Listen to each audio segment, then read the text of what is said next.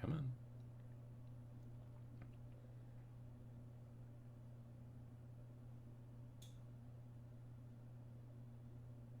There we go. Cool.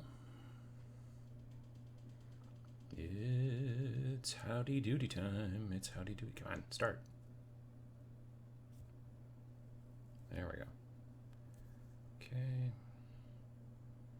And we push that button, and now we're set. There we go. Hi.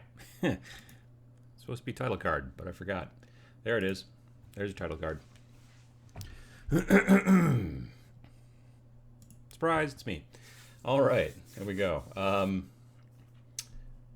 You know, I gotta say, just off the bat, getting a stream started in Twitch is a lot easier than getting it started in YouTube. Just in Twitch, you push a button on your OBS and you just walk away, and you know that it works. And our friends over here at YouTube, if they get that dialed in someday, that'd be spectacular. All right. Good morning from a thankfully temperature-controlled place in Toronto, Ontario, says Mike Grimshaw. Yeah, it's kind of hot here, but it's going to be cooling down a bit over the next couple of days, which will be lovely. Hello from Paraguay. Hello from an Airbnb in Appleton, Wisconsin. Oh, you're right kind of by Sam. Although he's now moved a bit outside of town, so not so close anymore to Sam anymore. Good morning, sorry, good afternoon from France. Afternoon from Colchester. Probably pronouncing that improperly.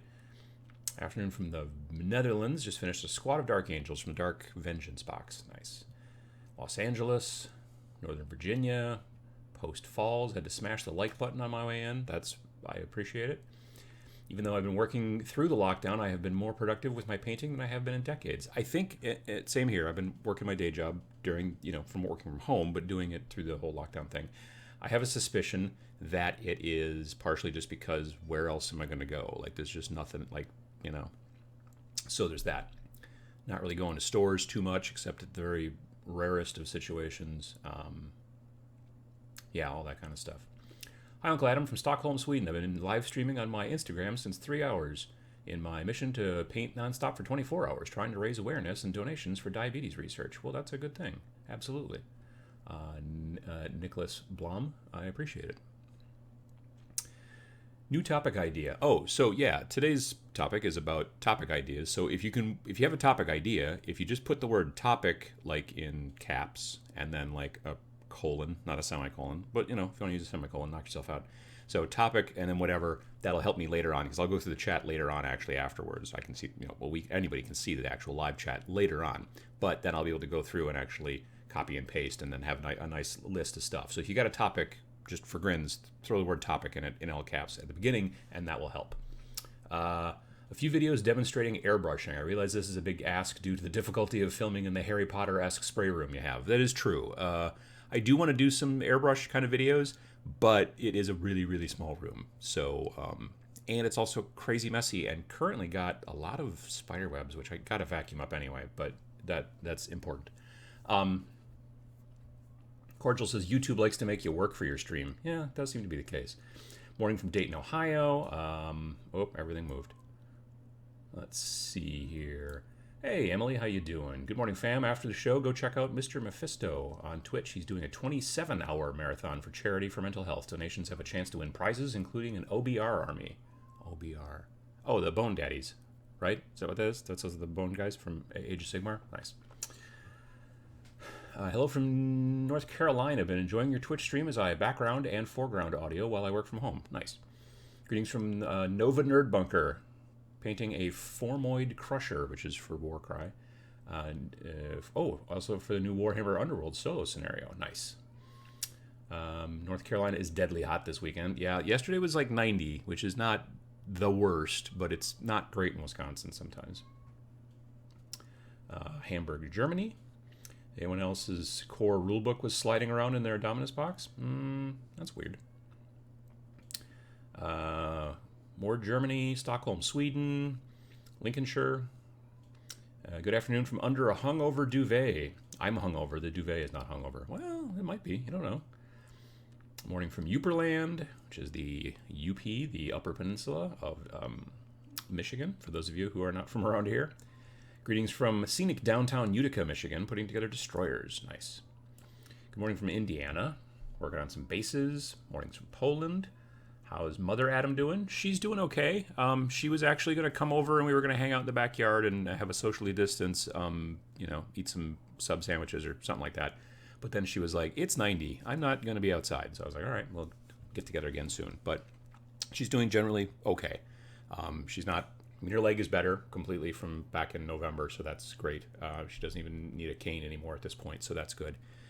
She's, she would like to get out more, obviously, but can't because of the whole, pandemic and all that stuff. But I don't know. She's picked up a hobby. She's getting into.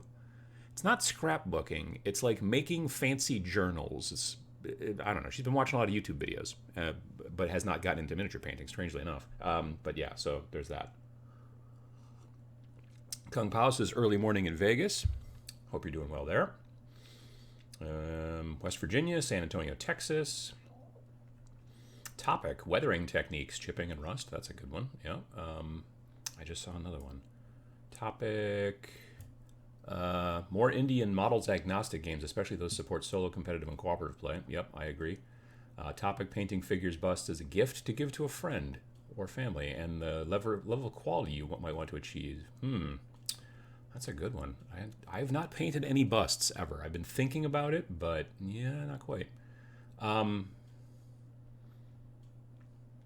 Let's see here. Picked up Indomitus from GW yesterday. By 2 p.m., they still had 20 stacked up. Felt like the faux hype and false supply marketing. I hope you all get yours.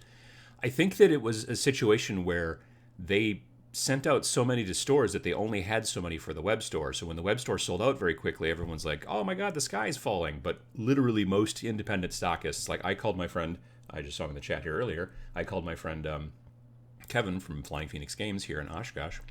And I was like, hey, like this is yesterday afternoon. Like, did you just sell through all of your stuff? And he's like, no, I still got I think he'd gotten 30-ish and he still had about half or roughly. So, I think most stores, independent stores, I don't know what game stores like they're, Games Workshop, but a lot of independent stockists did not instantly sell out like people thought they would. But I think that they will over the next couple of weeks, probably. So, but it's not like the end of the world if you weren't able to get in on that web store, on the first day. I'm a big fan of, if you can, try to buy from your local store first. And it's not even just being, support local, although that is very important. It's just also faster and easier sometimes. The only time I ever order actually something from the GW store is if it is a GW store exclusive. And what that usually means is it's old. Not the made-to-order stuff, but like some of the stuff on the store has this little round icon with like a little cursor arrow in it, which means we only sell this through the web store now. And it's usually things that they have limited enough quantities of it left that they can't put it through distribution very easily. So they just like, come buy these like weird, Skaven whatever here at the store because we're not going to put them out into distribution and have them in stores because we don't have enough quite left. So that's the only stuff that I generally buy from the web store. Otherwise, I try to go to a local if I can.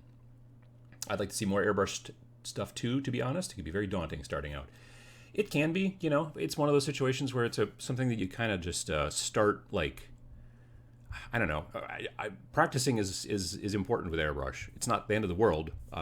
Honestly, I've found that starting by just priming, which is not super hard at all, you're just basically coating the model with paint, primer, does help to like eventually then go, well, maybe I'll try to do a little bit of zenithal highlight. And then once you got that figured out, and here's the deal. I am not a pro when it comes to airbrush.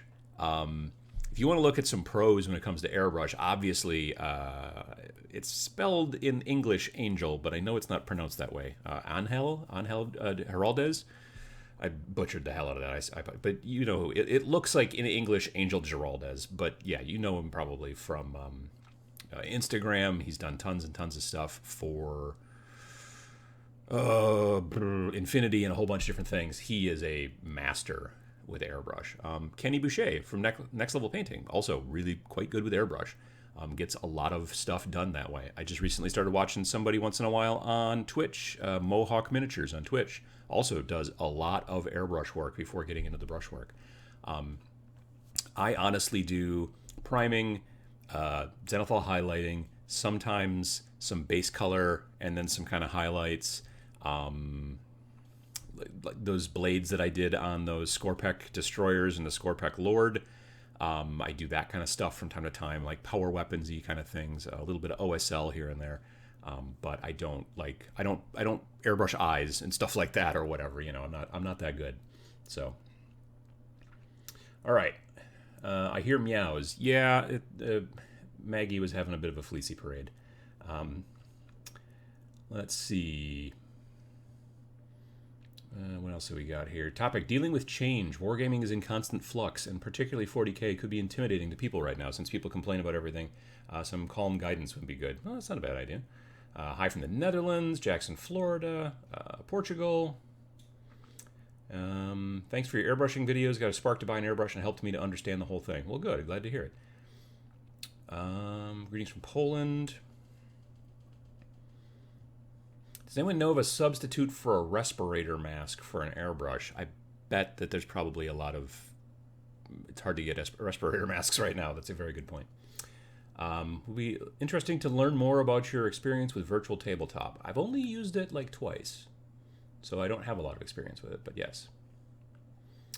12 Neef says, you've done this before, but how about an updated video in content creation? I'm trying to get motivated to start, just can't. I've thought about doing some stuff like that, maybe. I could see something like that, potentially. Single-player rules. There's not a lot of them out there, but there's... Well, actually, I did a video about single-player game sets. I swear I did. I talked about, I think, Dungeon Saga, Star Saga, both from Mantic. I did a video about Fallout, Wasteland Warfare. I think there's also... But there are more now, I think, probably. But I know I've already done at least one solo games video, now that I come to think of it.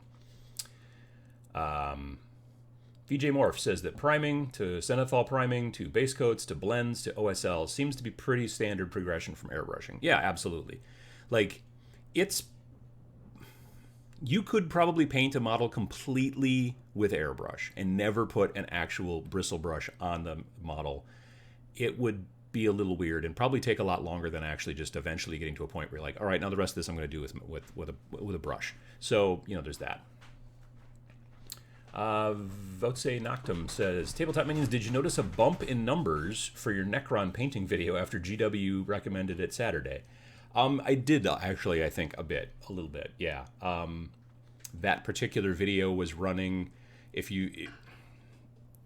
we have this app as YouTube creators that's just called something like YouTube Studio or whatever, and I got it on my phone, and I'm looking at it all the time, and I answer comments through it and all that kind of stuff. Well, when you post a new video, it will tell you how it's doing at this moment in time in comparison to, other videos also at that moment in time, and it will actually rank it like, oh, it's doing 3 out of 10, or it's whatever, that kind of thing. So when that video launched on Friday, it was running at 10 out of 10, which means that it was not doing as good as other videos. There were 9 other videos that have done better recently at that time. It'd been up for 4 hours, and it'd be up for 6 hours. And I get that with tutorials. Tutorials have great longevity. They get views over time, but the velocity, the initial views, like when I first launched the video, frequently are not as high. It's the same with Sam's videos. When he comes on and does a tutorial, they get views over years because people are like, how do I paint a power sword? And then they come and they find that video. But if you're not painting a power sword that day, when it pops up on Friday morning, you'd be like, meh, I can watch that later. And that, I get that. That being said, it is hopped up again since yesterday. It's now at the point where it's like 2 days in, and now it's like in 5 out of 10 or something like that. So for those of you who don't know, yesterday on Twitch, Games Workshop had their big hootenanny where they, it was like, Indomitus launch day and all that kind of stuff and whatnot. And they had reached out to some of the folks that they had sent a copy of the box early. They reached out earlier in the week, and they were like, hey, if you got some models painted, send us some pictures, will you? So I took some pictures actually on Wednesday night of my Necrons, and then I sent them to them Thursday night, or Thursday evening, afternoon, whatever. And then on Saturday when they ran the thing, the first image they showed was, I think, one of those Outrider Primaris motorcycles by Andy Wardle, which is, Andy Wardle is a super well-known painter, and he's amazing, and it was a great looking job. like on a white background and stuff like that. And they had suggested either shoot your models on a white background or put them on terrain, but of course it needs to be GW terrain. Well, I own a bunch of GW terrain, so I set up a nice scene and all that stuff and took some really cool, I thought, photos. And they showed my photo second, which was very cool. And even during that, the painter who was like there kind of also talking about this stuff along with Adam Troke and Eddie Eccles, he mentioned, he was like, oh yeah, and Uncle Adam just put up a video on Friday about how he painted his miniatures and all that stuff. So you should definitely go check that out because it shows how he painted his, Necrons like this. So that was very, very nice. I appreciated it. But definitely, yeah. Hello from Detroit. How you doing, Gaddis? I pulled the trigger on the Iowata Custom Micron. Heard from the experts that its world's better than the Eclipse. Oh, I haven't heard of that. I should look into it. Delaware in the house. Now that 9th Ed is released yesterday, is everyone now getting ready for 10th? Yes. I've started to make a banner. So I'm going to hang it that says Welcome 10th Edition. Love a good hootenanny. Everyone, I think, does love a good hootenanny. Topic, have you done non-metallic metals? No. There are better people out there than me to check that out. Yeah, definitely. I was so glad I saw your models in the GW stream. They looked really nice. Well, thank you. I appreciate it. Yeah, I'm... And I've said this a bunch of times, I think I'm probably a better photographer than I am a painter. So that helps a little bit when it's like, hey, take pictures of your models. I'm like, oh, okay. And so I can do some fancy lighting and all that kind of stuff and whatever. And they still look decent. I've been happy with them. Don't get me wrong. I'm not trying to say I'm a terrible painter, and I'm not. I'm not a good painter. I'm not Sam level by any stretch of the imagination. That being said, you can take a really good model and take a crap picture of it, and we'll be like, oh, that's not very good. But if you can take an average model and take a good picture of it, there you go. So also helpful. I'm currently trying your Necron technique right now, actually, using a darker contrast purple. Oh, that'd be fun. Cool.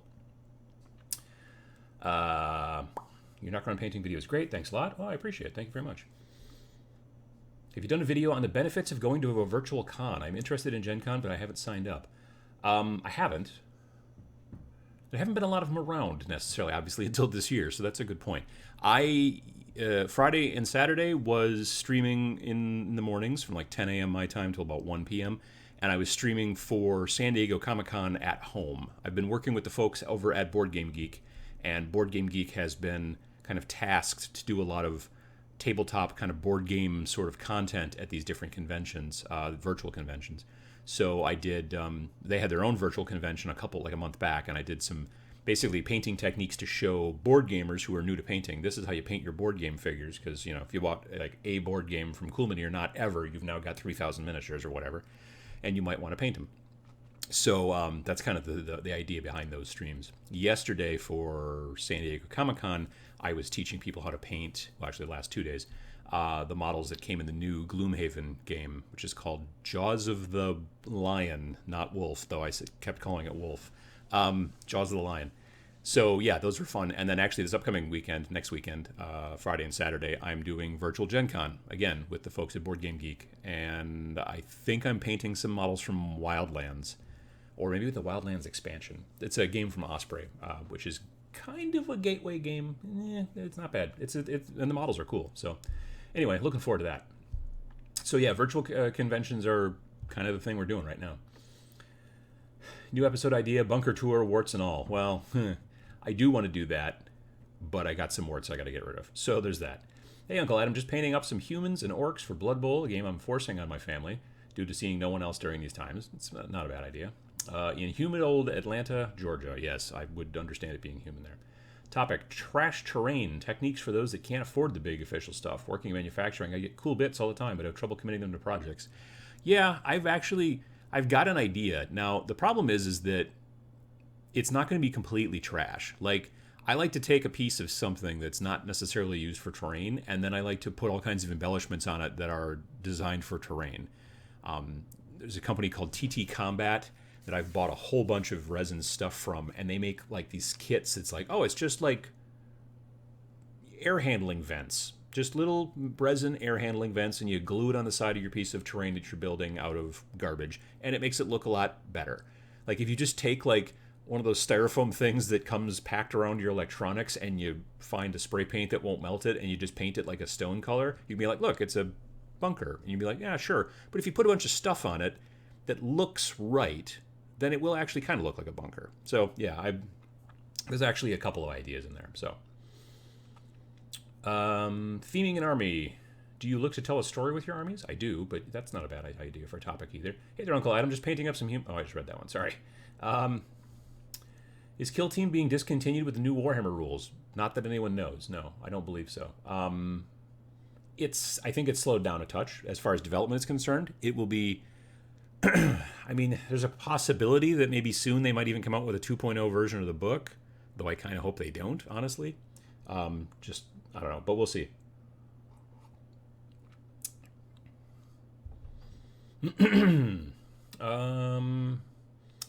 Just joining here. Good morning. I'm sure you know this, but it was great seeing your work in the previews yesterday for GW. Oh, thanks. Yeah, no, it was cool.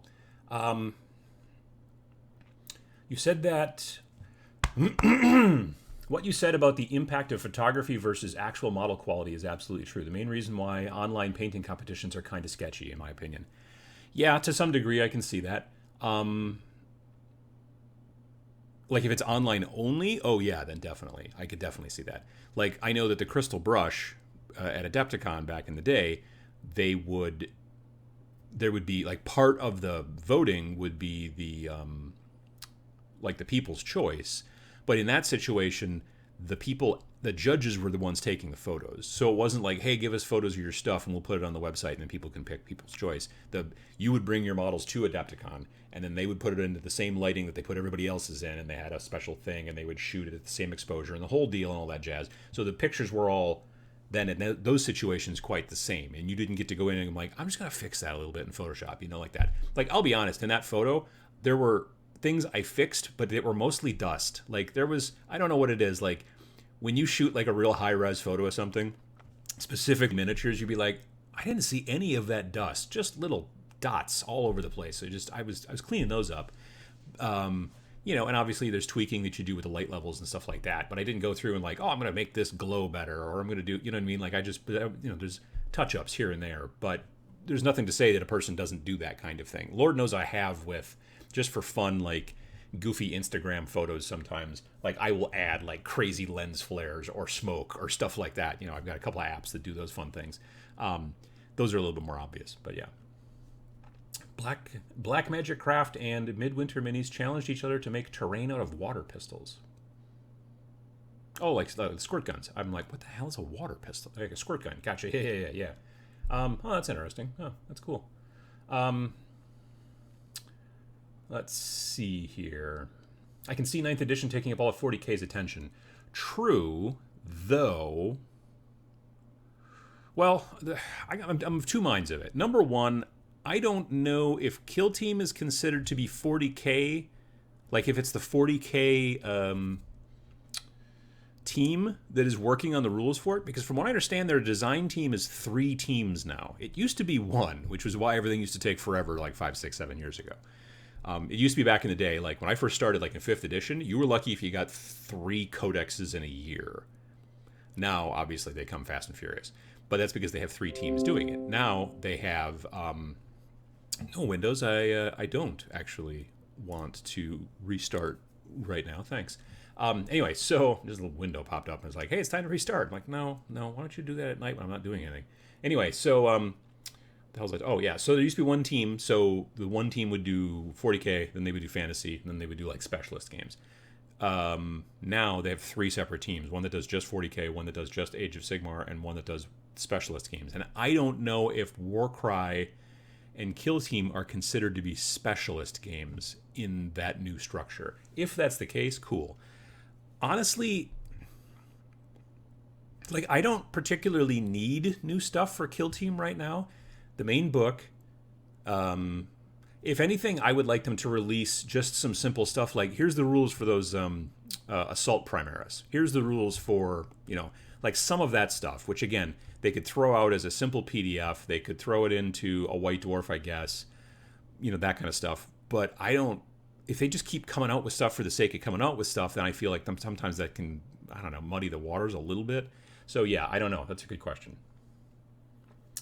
Stumbling over your channel has got me back in the hobby. If I dry brush white to Necron blades, then paint the green, would that work?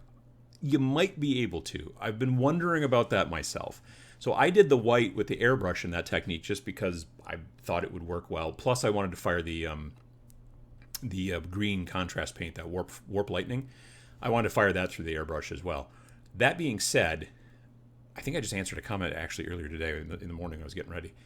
I kind of want to see if I can get another. I wanted to go on eBay maybe and just buy those 3 Scorpec destroyers again. Just get someone to, just who's just selling the parts, and just buy those 3, build them, paint them again, and then see if I can actually do very close to that same technique that I did in those blades in the video, and see if I could do it completely with makeup brushes and not with airbrush at all. I do want to try that out.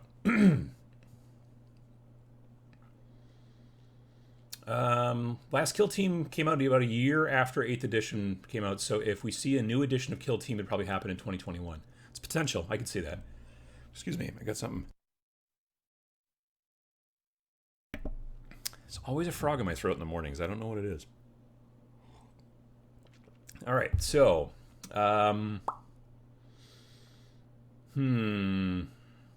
Regarding Ninth, I have really conflicted feelings about the new Space Marine Codex. On one hand, as a Space Wolves player, it beats waiting a year for my rules. On the other, it's another book to buy I don't need. Oh, I see what you're saying, because it's now a supplement for Space Wolves, but you still have to have the regular Space Marines book, whereas it used to be you just got the Space Wolves book and didn't need the Space Marines book. Yeah.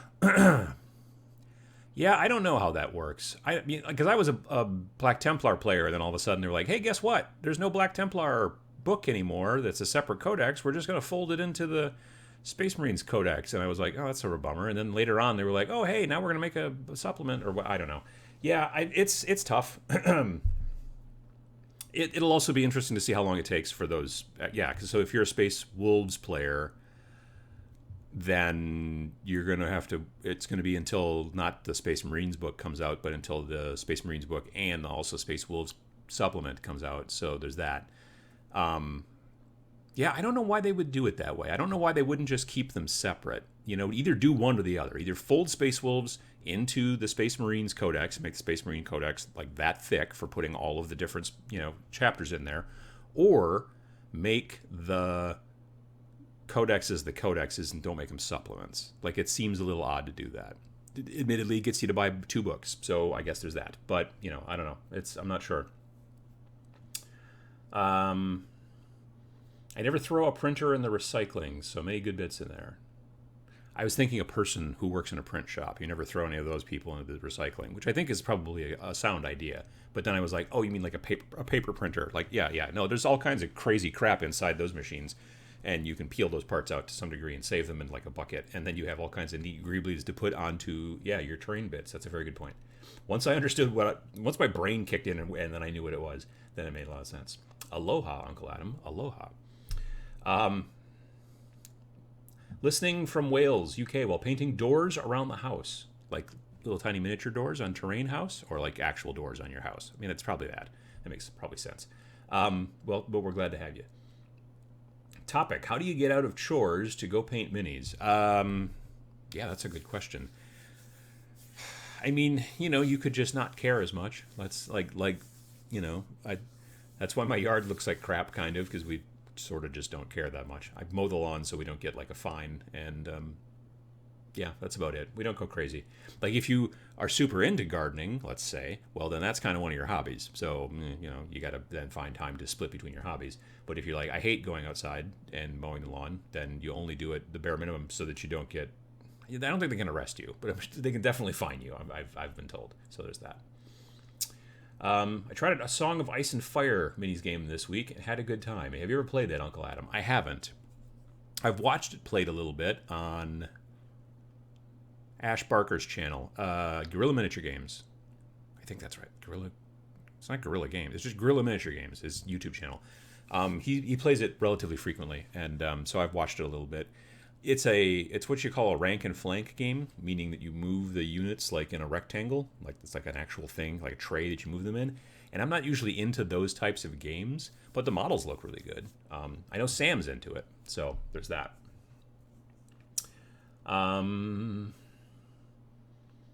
That's how they've been doing since the newer supplements came out, White Scars, Imperial Fists. Yeah, I'd heard about that too. So there's that. Working on some Gaslands builds today. Nice.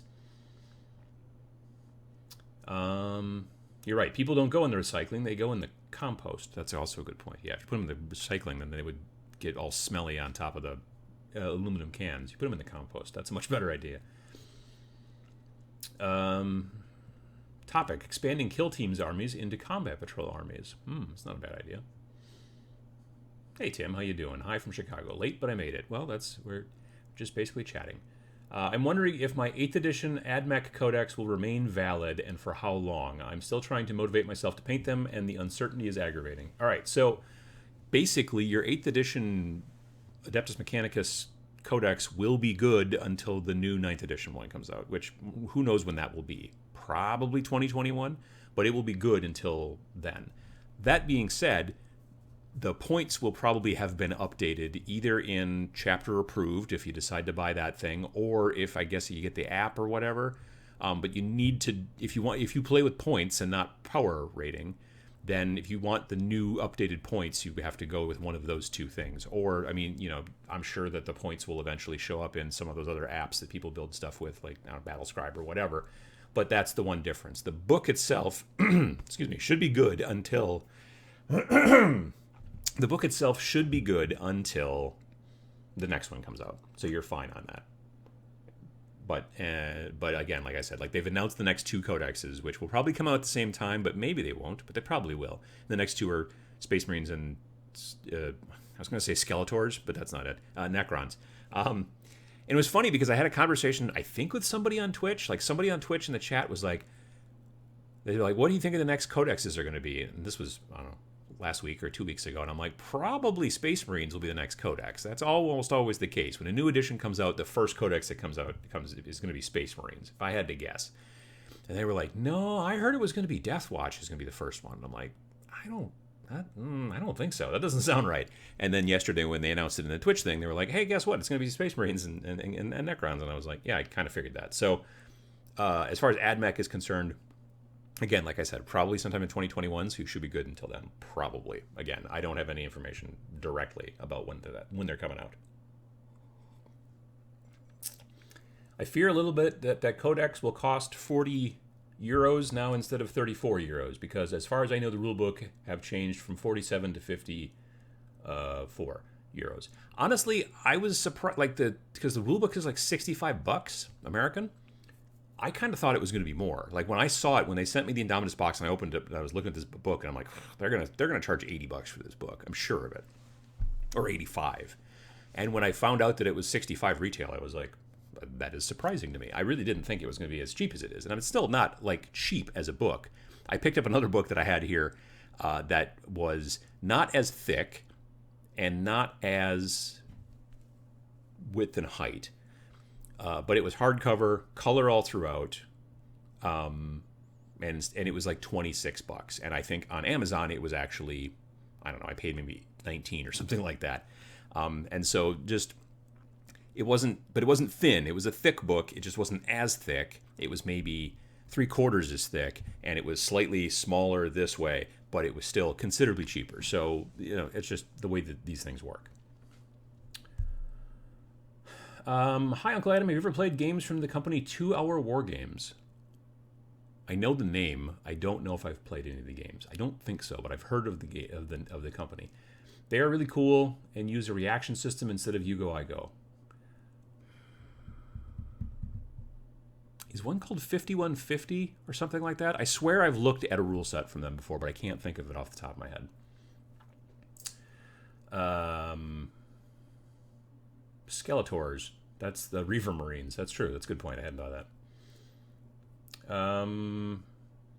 Uncle Adam, any thoughts on Warcaster? Warcaster. I know that. Oh. That's the sci-fi thing from Privateer Press, right? Yes. No. I know they had a Kickstarter. Some of the models look sort of cool. I don't know anything about the rules. But I haven't seen anything else about it. I think their Kickstarter did well enough at least, but I haven't seen anything else about it, unfortunately. Autobot Tran says, topic, what I'm currently playing... Oh, probably what I'm, instead of what Autobot Tran is working on. That would be kind of... it'd be it'd be a video. But what I'm currently working slash playing. I know you play a variety of games because I watch your old videos, but I'm always curious about what you're currently into. I mean, I don't know if that's a Friday video necessarily, but I could see doing it maybe as like a video that shows up between the Every Other Sunday show from time to time. I mean, I talk about that stuff on the Twitch stream from time to time. Clicky the button. So if you follow me on Twitch, which is twitch.tv/tabletopminions, I generally right now stream Friday mornings at about 10 Central and Monday evenings at about 7 p.m. Central. So you could check things out there, and I do frequently show what I'm working on actually at that time, because that's the whole point, is I'm painting things on the stream. But I also do talk about some stuff. I haven't honestly been playing much lately, just because, pandemic and all that stuff. But yeah, so, but I could maybe see doing something like that. That might be interesting. Yeah, I just started last year, and I have 3 Space Marine codices. Codices? I heard that this is normal and expected. These days it seems to be, yeah. Like I said, back when I first started in 5th edition, I started playing as Tau, and the Tau Codex was from maybe 3rd or 4th edition, and that was just expected. And then I sold my Tau, and I got into Chaos, which was also a book from 3rd or 4th. Like, it was not a 5th edition Codex. And it wasn't until... I don't think we got a new Codex until 6th came along. Then all of a sudden a new Codex finally came out for the Space Marines. And honestly... the Chaos Space Marines. And I honestly liked it less, because it took some of the flavor away. I loved in the original, like that first Codex that I used for Chaos Space Marines, how you could build your own Chaos Lord, kind of. And it was really cool, because you could be like... It wasn't like you could build it and go crazy. It was just like they had lots of options. So you're like, well, if you want to do this, you can do this. But if you take this, you can't take this. And it was like a huge thing, like a huge data sheet, but it was really fun. And so you could build like really interesting... that's where Old Drippy came from originally, which is basically the Nurgle Chaos Lord, the big fat guy with his gut hanging out and holding the big axe up, like not up here, but down here. And like his guts... like the I don't know, like the inside, his intestines are going over the top of the handle, and he's all icky and whatnot. And I just took that model, which is designed for fantasy, and I made him 40k. So I gave him a chaos backpack, and I put a pistol on his hip, and then I just had one of those, like those Space Marine combat knives. I just cut off the front of it and just glued it to his chest, so it looked like somebody had stabbed him in the chest, but he didn't care because he's Nurgle. And so, yeah, I used him for a long time as my Chaos Lord for my army, and it was a lot of fun. And then, like, when the new book came out, like I said, like in 6th, I think, 6th or 7th is finally when the new Codex came out. I think it was 6th. Then I was just like, it's just not, I don't like it as much. It was just not as flavorful to some degree. And now, like, in 8th edition, they came out with the Chaos Codex twice. So, like, they're cranking through stuff a lot faster than they used to, certainly. But that's part of it. Wet blending for noobs as a topic. That's not a bad idea either. Buxo Preciano asks, did you ever think to develop your own tabletop, like rules in the universe? Yes, a little bit. I'm still thinking about it. A little bit. It would be Skirmish, obviously. And so, yeah.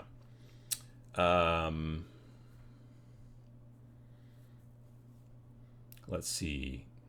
You can just transfer your GW paints to little dropper bottles yourself. Really? I think that's an answer to somebody else. I saw at least one Kickstarter for dropper tops for GW paint pots. Yeah, I did see like a Kickstarter with these special little plastic things that can fit onto the paint pots that GW makes, and then they become dropper bottles. I don't know. I know that Army Painter makes dropper bottles that they just sell dropper bottles, so that if you do want to transfer them, you can just go to your local store that sells Army Painter. Like there's an Army Painter like paint rack that they sell, and then there's also an Army Painter hobby rack that they sell. And the hobby rack, like one of the things on the hobby rack is empty paint bottles, droppers. And then there's also, and this is kind of nice too, the little metal balls for like shaking up your, like, especially contrast paints. The little metal balls work nice in contrast paints. Because you get some of the colors get that grunge on the bottom, and you have to get it to mix up if you want the contrast paint to do its cool trick. So yeah, the little ball in there helps. I was surprised how beefy the book was in Indomitus. Yeah, it's a thick boy. It really is. Agreed. Wet blending for newbies would be a great topic. Oh, everything just moved.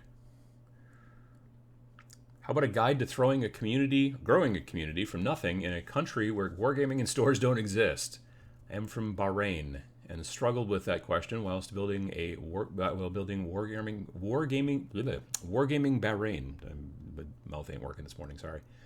Yeah, that'd be kind of interesting. I've talked a little bit about becoming an advocate, a gaming advocate. It was a real old video back probably 6+ years ago. But yeah, that's not a bad idea. So I'm just painting up some of my Necrons from Indomitus, and I was curious if you had any advice to get a chrome effect on the minis. The best chrome effect you can get, in my opinion, there's a company that's called Molotov. It's like the word Molotov, but there's a W at the end instead of the V. So, and they make paint markers, and they make a chrome paint marker, but they also make a refill for the chrome paint marker, which is evidently that's the pro strat, is you want that refill, and then you can use that paint. Basically, it's not acrylic, so you have to probably clean your brushes with something else, and I don't know what. Yeah, that's the stuff that people have used on Necrons to make their Necrons actually like chrome mirror shiny. I know that Vince Venturella built a Necron kill team and he painted them with that, and they look pretty cool. So I would look into that. It's like I said, it's like the word Molotov, like Molotov cocktail, but it's Molotov, I believe. I might be spelling that wrong. Morning from ripping hot Boston. Yeah, it's been pretty warm. Like here, it's about to get cooler, which is nice. Has anyone started building the Indomitus box? I'm in the second model, and I'm super impressed with how well the push fits are working. I mean, the push fits they did go together pretty well. Have you ever tried Dead Zone? Yes, I built a bunch of terrain. I painted my Plague Army, or Warband, whatever, and also Enforcers. And this is back in first edition. Did all that stuff. Took it with me to Adepticon. Me and my friends were going to sit around and play it at one point one night. And then the rule book was difficult. Also, we were a little drunk, so that is a level of difficulty, certainly. And so actually never played it. But I do own 2 small forces for it, and all the terrains painted and all that stuff. And I know now there's a new rule book, which I own, but it's not one of the, I haven't gotten into it. So, but yeah. Never been on this Twitch thing. I'm naturally suspicious of newfangled things. Yes, I'm a dinosaur. Yeah, I am too, to some degree. I'm starting to enjoy Twitch more. I really am. It's fun. I mean, you can just basically just lurk, just like sit there and just check people out and listen and watch, read chat, things like that. Everybody's Twitch is a bit different as well, so there's that. But there's a lot of miniature painters and people like that. There's even people starting to do battle reports and things like that on Twitch, where obviously they're playing live, so they're not edited, so they'll go real long. But if there's a lot of folks, especially who are painting along, not exactly doing the same thing you're doing, but they're hobbying while listening and partially watching you also do your hobby stuff on Twitch. Like I'm working on Necrons soon. Like on Monday, I will start working on the 13, which is my Skaven Warcry warband, where it's 13 Plague Monks. So I'm going to start working on them Monday night on Twitch. And so, but a lot of people are just basically sitting there. If they're not just sitting and watching, they're doing something else and kind of half watching while listening, or they're hobbying themselves, that kind of stuff. So it's fun. How much Pachow would a minion Pachow if a minion could Pachow? That's a topic idea. I could see that. They said the list builder would be late weeks ago, though. Yeah, that's true. Have you played Giant Killer Robots? Heavy hitters from Weta Workshop's thoughts. I own it. I did the Kickstarter, and I have not gotten a chance to play my own box yet, but I've watched it at several conventions, one local and one at Gen Con. And it's one of those games where I'm just like, eventually I'm going to pull everything out of the box and put it all together. and actually sit down and play. But again, like right now, it's just, no one's coming over to the house. I'm not going to somebody else's house, that kind of stuff. But it is a cool game. I do own the Kickstarter, so yeah. Great looking. The robot designs are very, very cool. It's obviously done by the same people who did District 9, like Chappie, like all that kind of stuff, because it's Weta Workshop. So the robot designs are very, very cool that they designed in there. And then plus they're also like the big main robots. There's 4 robots in the box, and they all come pre-painted, which is also cool too. So, but they also sold a level where you could get unpainted if you want to paint them yourself, which was also a super smart idea for the Kickstarter.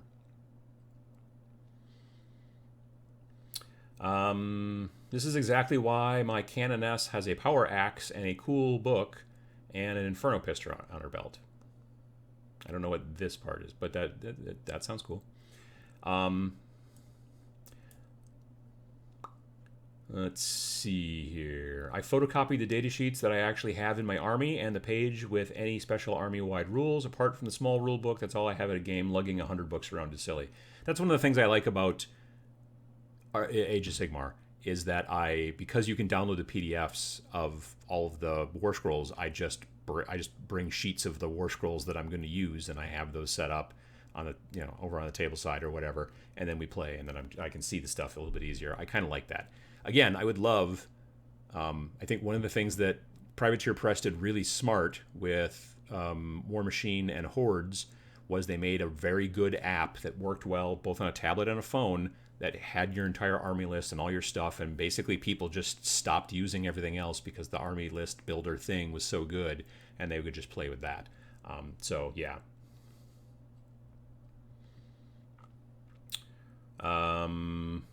Pentamaker is printing custom decals. Fun. Topic. A while ago you mentioned all-in-one games, PDF rules, STL files for miniatures. Any updates on that? Titles, reviews? I've heard a rumor somewhere that there's a company that's doing that, though I can't now remember who it was. It might have been Titan Forge was going to be doing it, but I don't know if they've released it yet. But the idea basically is that a company could, in this day and age, create a rule set that you could download either for free or you buy it or whatever, but it's a downloadable thing. It's not something you get, a book. You get a PDF or something like it. And they could also sell the STL files, the files that you use to make 3D prints from. Now, obviously, this wouldn't work for everybody because not everybody's got a 3D printer, especially a resin printer, although they have become quite inexpensive. So, yeah, but the idea would be you could basically get a completely digital game that was designed to be played on tabletop. It would just require that you maybe had an iPad or something like that, or you printed out the rules if you wanted to be like that. That's fine.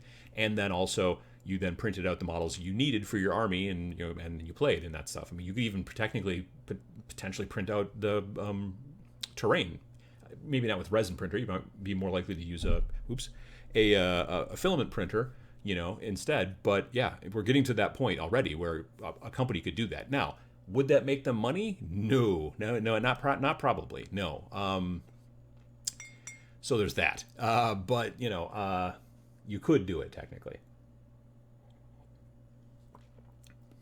The issue in that situation is that is far better for the consumer, which is awesome, but it's unlikely to be particularly good for the company. The business model that's working out well for companies right now, to some degree, who are making STL files, and you're seeing this happening a lot now, is the Patreon method. Companies like Titan Forge are basically like, look, support us on Patreon, $10 a month, and every month we will give you 30 plus some different STL files that you can then have, and then you can print them and blah, blah, blah. And they're getting... Last I looked at the Titan Forge Patreon, they had, I think, 6,000 people signed up.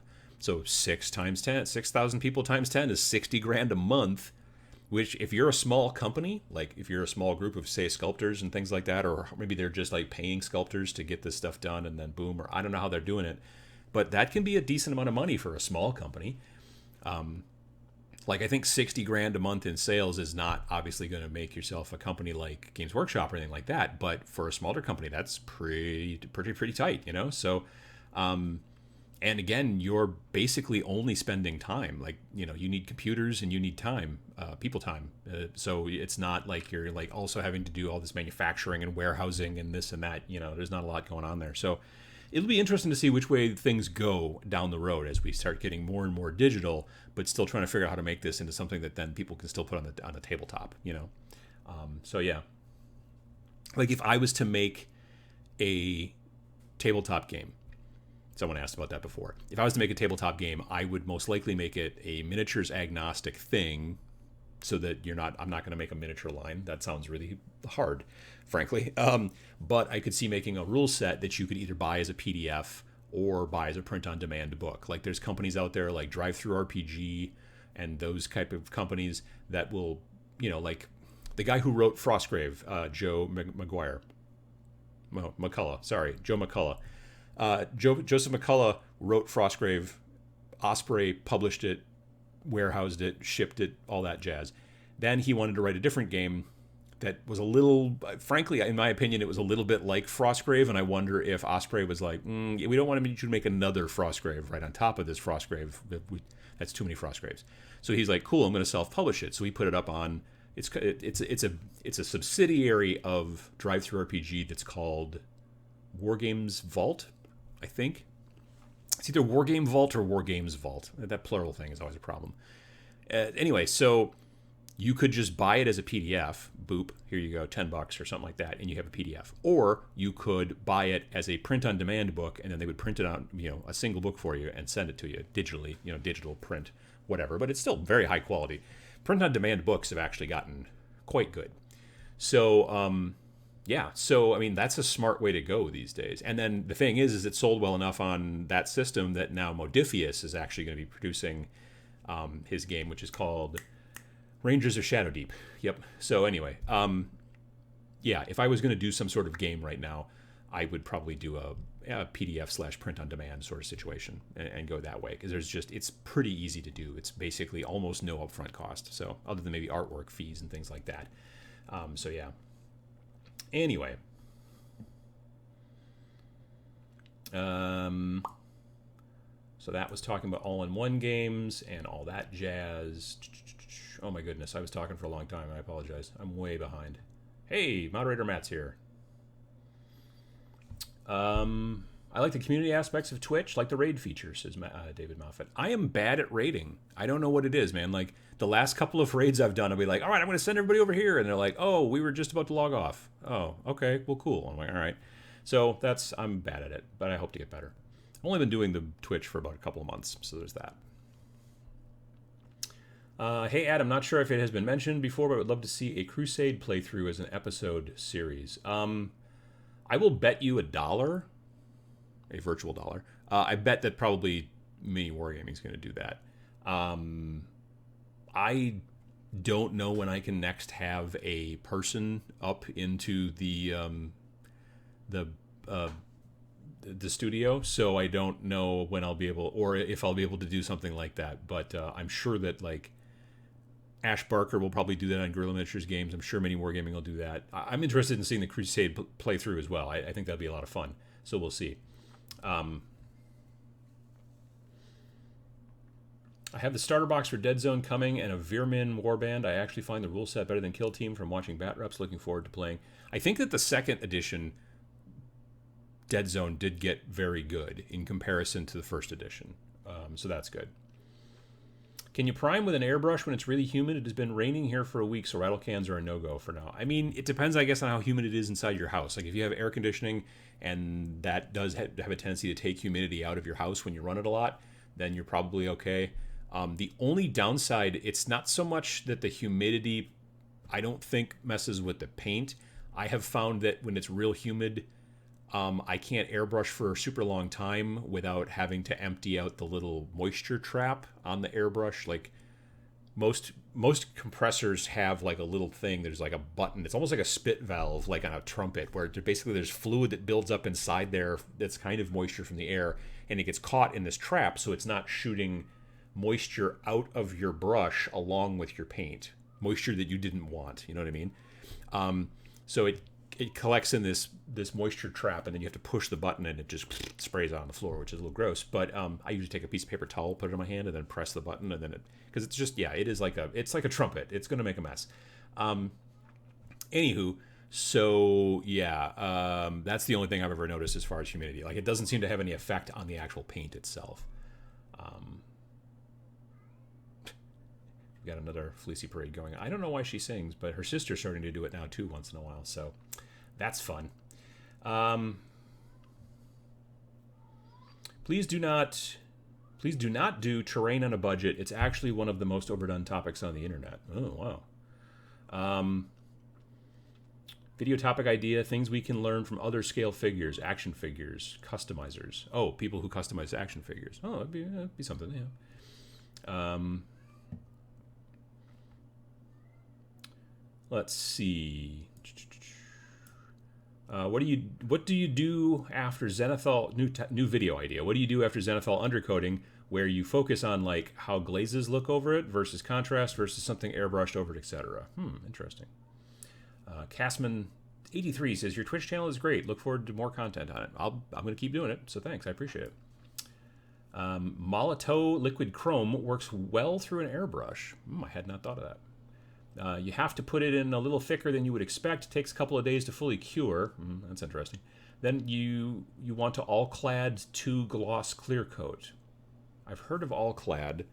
There was some guy I used to watch a little bit on YouTube who only ever primed with all-clad, but it was like in enamel or something. It wasn't water washable like acrylic. It was like a different type of stuff, and you had to wear a mask or you would just straight up die. Well, all right, maybe not straight up die, but it would be very bad. So people talking about the Veermin. Moderator Matt saying the Veermin don't exist. That's the official line, certainly.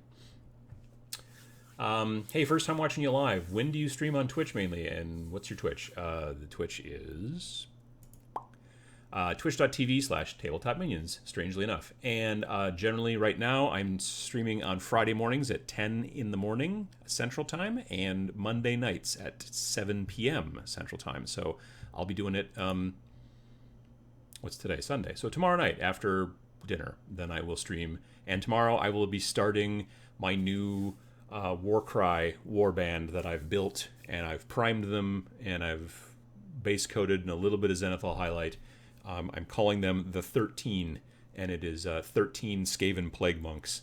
12 of them are, they have the little sword, and they have the woe staff, and then one of them, he found a book, so he's the leader now, and so he has a little tiny sword, and he's holding a book, and that's the entire army. It's like 995 points, or maybe a dead on 1,000. But I think it's just going to be fun. I already had, I think, 10 or 11 of the Skaven guys, the Plague Monks built. So when I was like looking through, like I bought the set of Skaven cards for Warcry, and I'm looking through, I'm like, oh, Plague Monks. And I'm like, don't I have Plague Monks? Because like, if you go way back in time on my channel, the very first Every Other Sunday show, before it was even called the Every Other Sunday show, the very first one I did, I was trying to basically kind of do the Twitch thing where I was like, a chat's going on, video, and I was trying to build Plague Monks at the same time.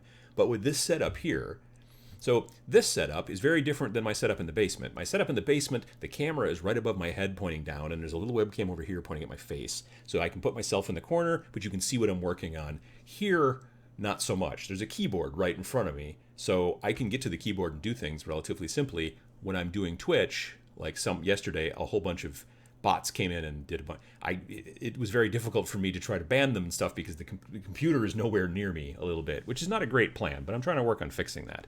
Nonetheless, trying to build models while doing the Every Other Sunday show in this setup, I had to lean way over here because the camera was over on this side pointing down and try to clip bits, and it was just a giant pain. But if you go all the way back, that's when I originally started building those Plague Monks. So they've been sitting in a box in my basement for like 2.5, 3 years.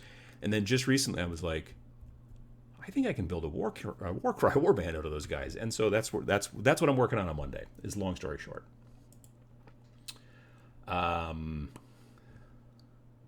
Ramshot, will Tau get any new kits soon? Probably. I have no idea. I mean, you know, when there's a new edition, eventually kind of everybody gets new kits, but I have no idea.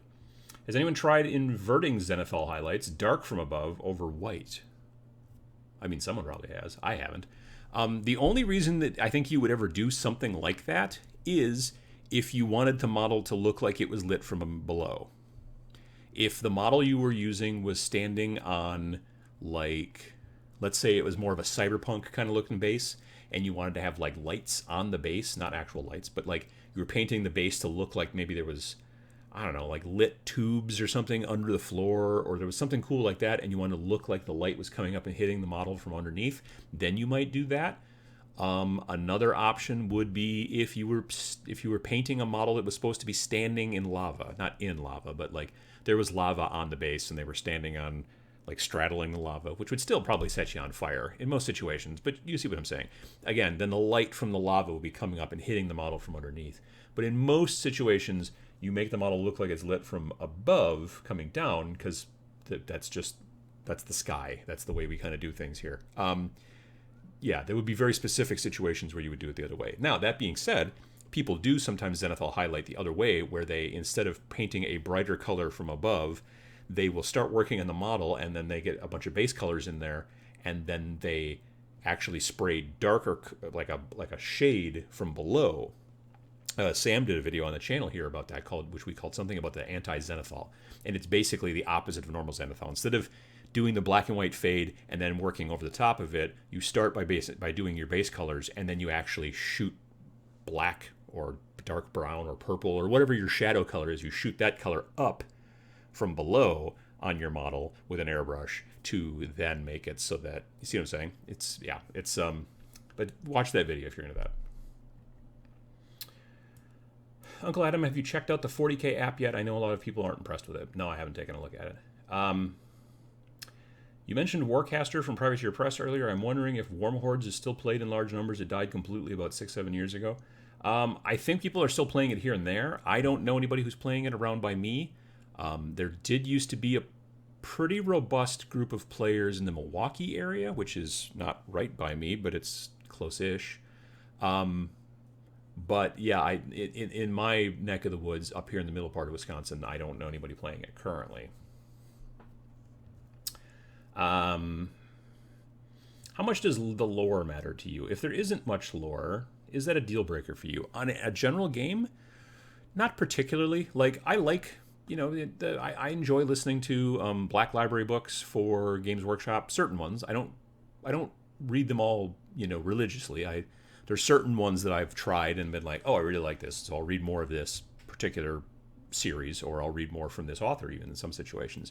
But as far as like, oh, I have to read every book that comes out, not so much for me. And there have been a couple where I've been like, I'm interested in this, and then I buy the book and I'm like, yeah, I'm not finishing this. There was a book about the Grey Knights that I think was just called The Grey Knights. Like, it wasn't even a very good title, honestly. Like, and I never finished it. It wasn't good. But like the Ultramarines Omnibus, the big thick soft cover, I dug that. Space Wolves one was cool. My favorite other ones are probably, obviously, Eisenhorn, Ravnor, both of those big, thick kind of books, which are actually 3 or 4 books all split up. Those are great. Those are both, they're both Inquisitors. They're very interesting stories. So yeah, there's that. But for a normal game, like a miniatures game, if there's not lore, I'm okay with that in some situations.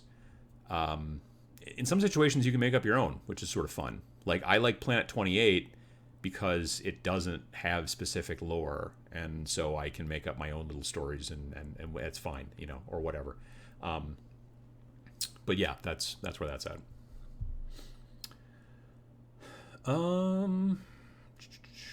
Let's see here. The smaller paperback codexes from 3rd edition were really nice because they were small and easy to carry. Oh, that's fine. Who fines you for not cutting your grass? The city, I'm pretty sure. Like, they want you, like, if you just let your grass completely grow in the city, then eventually the city's like, hey, you can't do that. So there's that.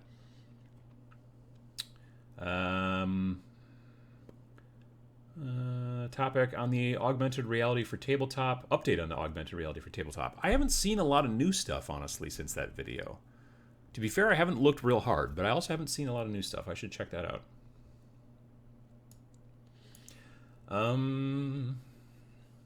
Have you ever used metallic style pigments? If so, have you applied it to miniatures? I have some rust pigment. I don't know if that counts. I don't know if it's actually metallic or not, or if it's just a rusty kind of powder, or it's not like metal rust, but a rust-colored powder. That's the only pigments that and like dirt kind of style pigment is the only kind of pigments I've ever really used. So I have not done that. Mossberg's Hobby and Crafts: how to use a Cricut vinyl cutter. I do have a Cricut cutter, and I do enjoy using it. Yeah, but there's something like that.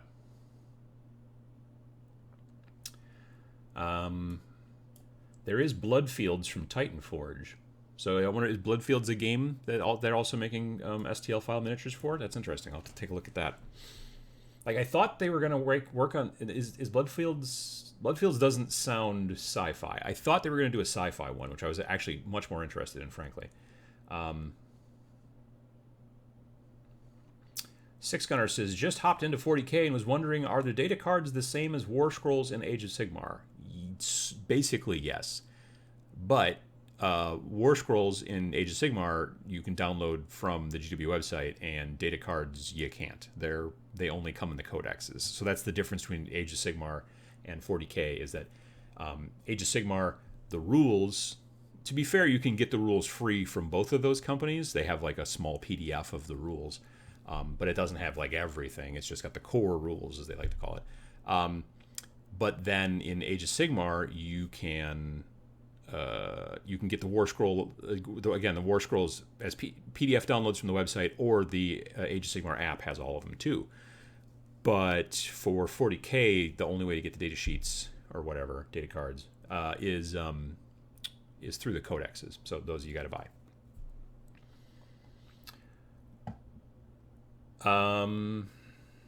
I understand the Patreon model, but I'd rather buy the files I want rather than subscribe for a monthly lucky dip. Well, it's not. I mean, it's not lucky particularly. Like, it's not like you're going to get random stuff. They show you this month you're getting this and this month you're getting that, but you don't get to choose. I get that. The way that most of those Patreon folks work is there's another website called, I think it's My Mini Factory, but I could be wrong on that. But generally what happens is that then the models that were in the Patreon thing show up on My Mini Factory like a month or so, or maybe 2 months later. And then you can a la carte buy what you want. But it would be cheaper to pay the $10 and get everything every month. But then you're right. You could be like, I don't like all of this junk, but I want this and this and this model. That's all I want. Okay, well, you can buy them separately a la carte. But they will cost a touch more than if you just would have paid the $10, that thing. But yeah, My Mini Factory is kind of like Thingiverse, but it's basically just aimed directly towards miniatures and tabletop gaming, whereas Thingiverse is everything. It's a universe of things, strangely. But yeah, so My Mini Factory is where a lot of those different types of Patreons, and if they don't use that system, then very frequently they have their own, where they're like, yeah, you can buy the models a la carte later, but you will pay more than you would if you just did the Patreon. So you have that option.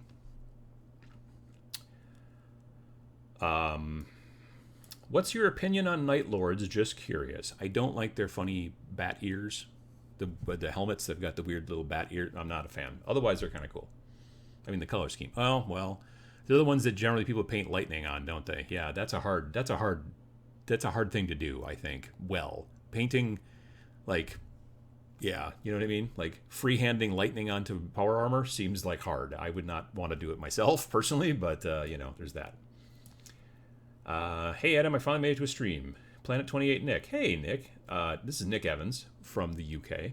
And Nick is the author, the publisher, the artist for Planet 28, which I've talked about a bunch of times. Planet 28 is it's a very small, it's a 16-page like skirmish. Do I have my back? No, my backpack's in the basement. I have a printed version of the original book.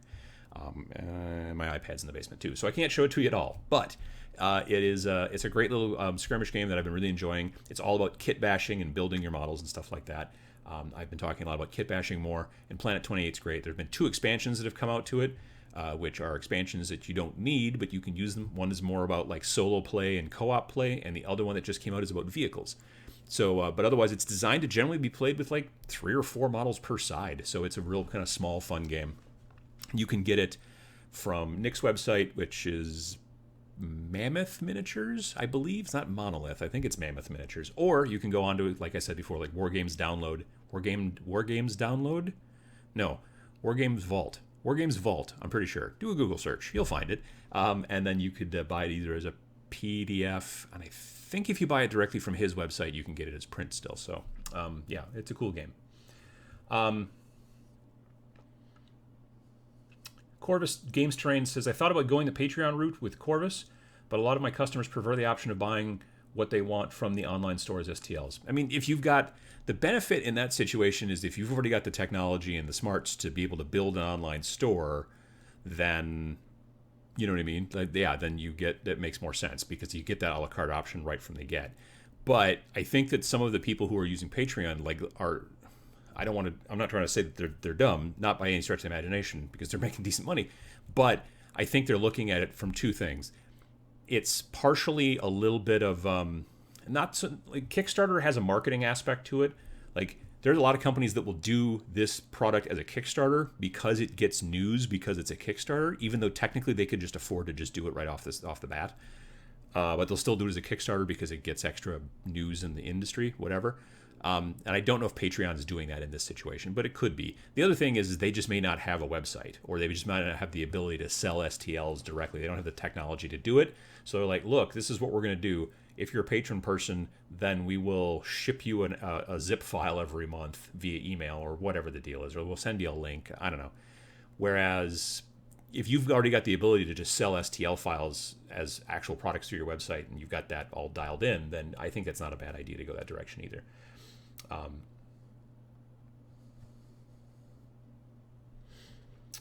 Frostgrave 2 is on pre-order now. Yeah, I heard about that. I don't know if Osprey has sent me a copy. I mean, they haven't sent one to my house, but they used to send me stuff at work, and I've been working from home, so I should poke my head into the office maybe one of these days and see if there's a package waiting for me. That's somebody goes to the office at least once or twice a week right now because we're all working from home. But somebody goes, but I haven't heard anything, so. Kit Lundquist says, hi, I finally got the desktop version of YouTube to load so I could just post in chat. It's been a real pain today. Yeah, sometimes computers can be a real Facebook. They can be a real pain in the butt. Miniature Agnostic, like when we played 3rd or 2nd edition with the Space Marine and Orc tokens from the back of the book by way of photocopy. I mean, I guess. Generally, when I say miniatures agnostic, what that means is it is a rule set, and they don't sell you the miniatures. They don't. You know, like there are games out there that are like, look, we made these rules. They're designed to go with these miniatures that we sell. And then there are other companies that are like, look, we made these rules. Use whatever the heck miniatures you want. We're not here to sell miniatures. We're here to sell the rules. And then there's other companies that are like, look, we made these rules. We're giving them to you for free, so you buy more miniatures. It seems to be there's 3 different roads right now in tabletop wargaming as far as a business model is concerned. GW is selling you the rules and selling you the miniatures. Whoops. I know there's plenty of companies like I'm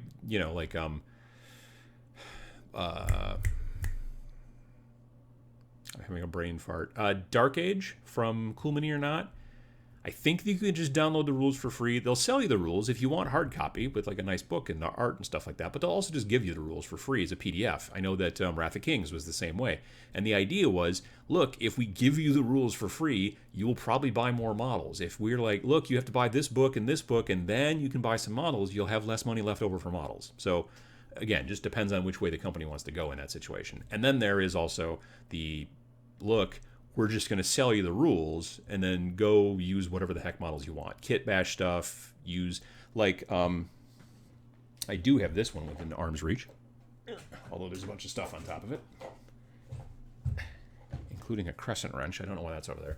So, like, this is Star Breach, which is also a miniatures agnostic rule set, sci-fi, whatever you call it, skirmish. But it is designed, like when you go through and you read those rule sets and you read the army lists, you can start reading the army list and go, oh, they mean the Tau. Like they're they're not calling them the Tau, but you would use the Tau here. Or, oh, they're talking about stormtroopers. Like this is dark side force, this is light side force, and they're not calling them that, but they're like, as you start to read it. And there are other army lists in Starbreach where you're like, these are just generally space pirates, so use whatever you want or whatever. But when you know, the idea is they're like, you probably already have a bunch of models from a bunch of other companies, so we're going to give you some lists so that you can use them in our game. And then there are games like Planet 28, which is basically just like, use whatever you want. We're not going to say, oh, this is not Tau, but it's kind of Tau. They're just like, use, you know, it's all about kit bashing. The whole concept of Planet 28 is it's kind of hearkening back to that whole kind of kit bashing, like Inquisitor 28 sort of mindset. Except the problem with Inquisitor 28 to some degree is that that's not one unified rule system. It's just sort of kind of a concept that a lot of people use, and so everybody plays it a bit differently and whatnot. And so I remember from the Kickstarter, Nick was like, I just wanted to make a simple rule set that people who like to kit bash in that style could just use and not have to, you know, do a lot of negotiation to figure out which version of the rules we were going to use in the situation, which I think is smart.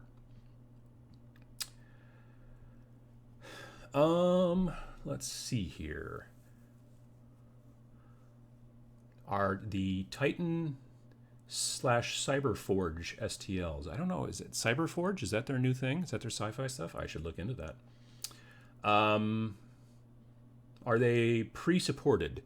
I don't remember. Maybe. I was looking at one of those groups recently where they're like, oh yeah, we've already put supports in, and I don't remember if it was Titan Forge or if it was Artisans Guild or one of those other ones. But I know what you're talking about. The supports are like the little, you know, the lines that hold up the model. And some of those companies are starting to put the supports in for you so that your software doesn't have to do it, because making supports and getting everything set up just right for resin printing can be a little bit of a dark art. So if you're not necessarily into tweaking and messing around a bunch, if the sculptors can be like, look, we've done that messing around ahead of time and this is exactly the way it should be, and we've already make it all supported. But if you want to do it yourself, we'll give you an unsupported version as well so that your software can add in the supports. But I don't remember, frankly. You'd have to take a look. Night Lords. Yeah, they got the weird bat ears. Not sure if it was mentioned already, but a detailed series of videos breaking down all of the basics of airbrushing and leading to more advanced techniques would be super helpful. Well, frankly, I'm not super advanced, so I don't know that I would be a good help on that situation. I mainly use my airbrush for priming, zenithal highlighting, base coating, a little bit of highlighting, OSL. That's about as far as I generally go. Like I said earlier, I don't like do eyeballs, you know, and spray. I'm not like that too much. But I would like to do a little bit more, I think, airbrush stuff. I think people are becoming a little bit more interested in it. Good morning from Central Florida. Any favorite color shift / shimmer metallic paints? I really like the stuff from TurboDork. I'm a big, TurboDork. I'm a big fan of TurboDork stuff. I have not used any of the Green Stuff World stuff, so I don't know anything about it. But the stuff that I've used from TurboDork, I like quite a bit.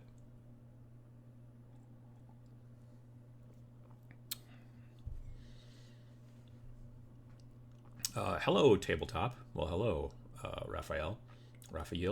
I'm probably mispronouncing that. I apologize. Could you talk about the difference between Citadel paints, Vallejos, Tamiyas, Army painters? Which do you prefer? Thanks. Is that a topic idea, or is that which you want me to talk about right now? As far as preference, I use all kinds of different brands. I'm not a one brand man. Lately, Monument's Pro Acryl line I've been liking quite a bit, but I also am using a lot of contrast paints in certain situations. I'm also using washes from Secret Weapon Miniatures, Army Painter, and Citadel. I still use plenty of Vallejo Metallics. I'm all over the board. So yeah, I did a video with Sam, I don't know, last year sometime, where we sat down and talked about paint. And basically we were like, the paint you like is the paint you like. And brand is a kind of a preference.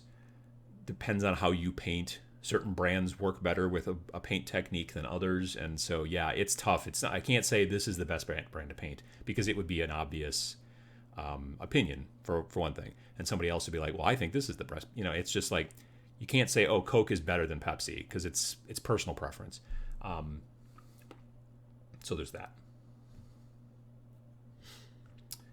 Not sure. Oh, I just read that one. No. Are you intrigued at all about Aeronautica Imperialis? I own a copy. Like, they sent me a copy of it, and not much. No, I don't know why. I just don't. I think it's the painting tiny little planes. I'm just not. That doesn't.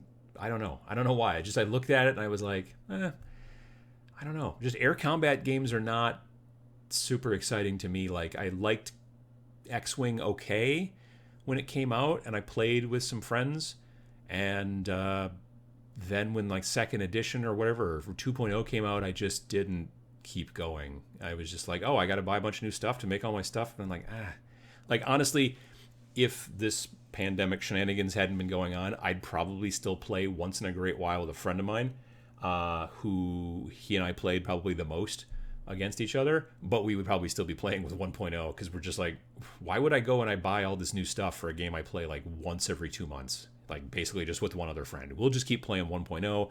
We're not competitive players. We don't care. You know, like, I know that the 2.0 thing was supposed to be designed to rejigger everything to make it more fair and competitive, or I don't even know if that was the reason, or if they just were like, hey, let's just change everything because that's what we do in business. Great. It's not my thing.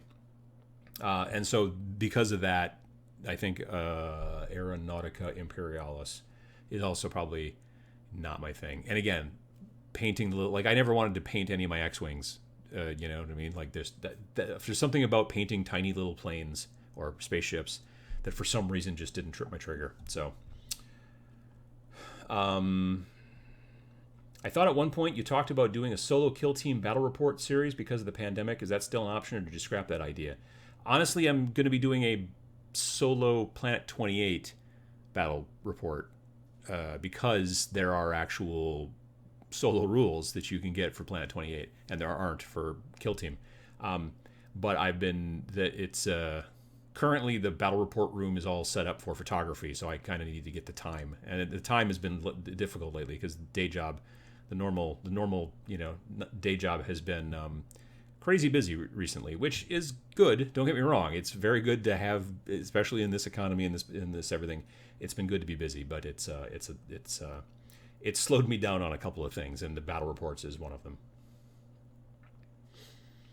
Let me know when Necromunda has goblinized otters. I mean, you could get somebody to sculpt that, I bet. You know sculptors, moderator Matt. And then, maybe 3D printed. Boom, there you go. 3D printed goblinized otters. Oh my goodness. I'm way behind. There we go. Goblinized otters. There you go. Jezirok says that Cool Mini are not killed Dark Age. Really? Because I thought that was the only game that they finally decided to go with. They actually killed Dark Age now too? I don't know.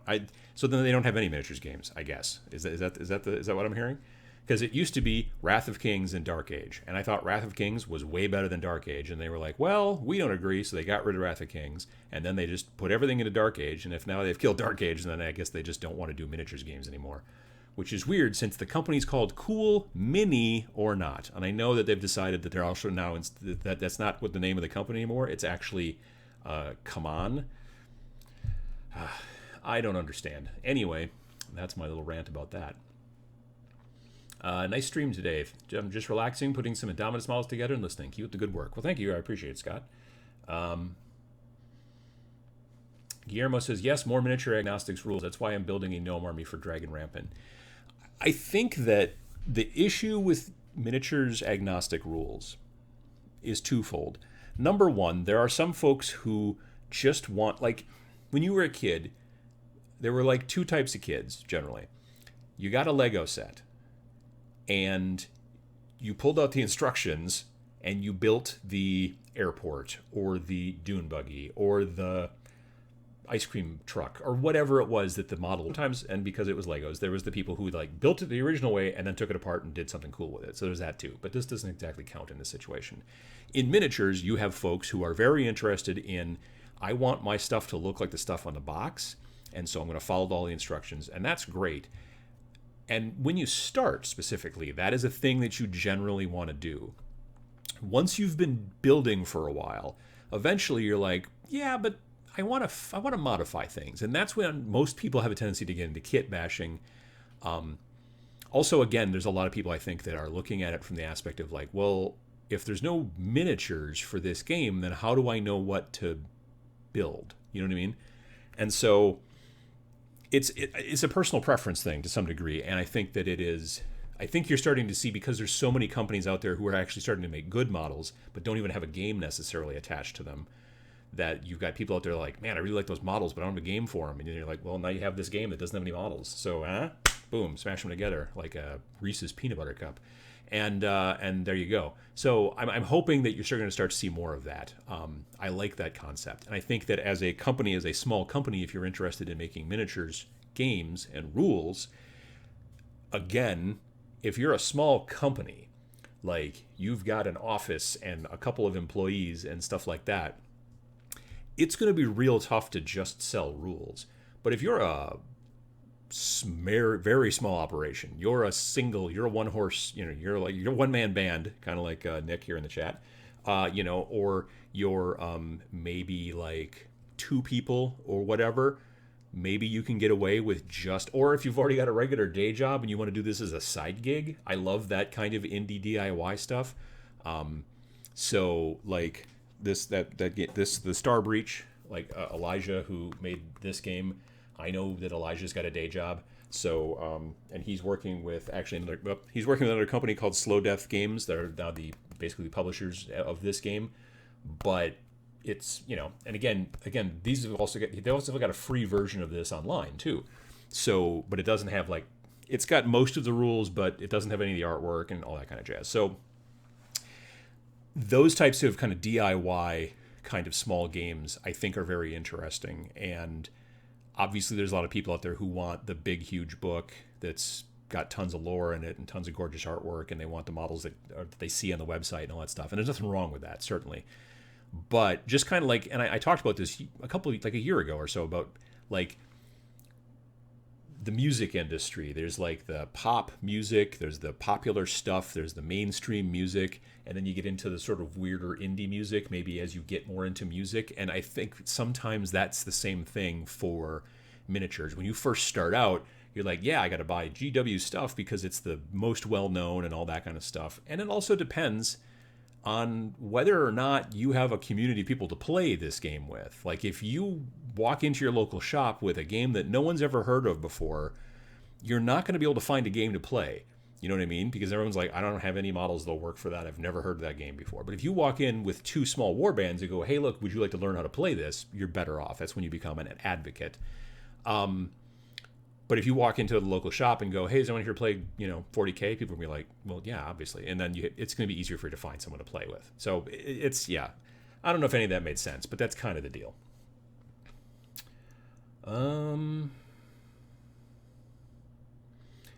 Is it worth it to buy Age of Sigmar book if I can just get the War Scrolls online?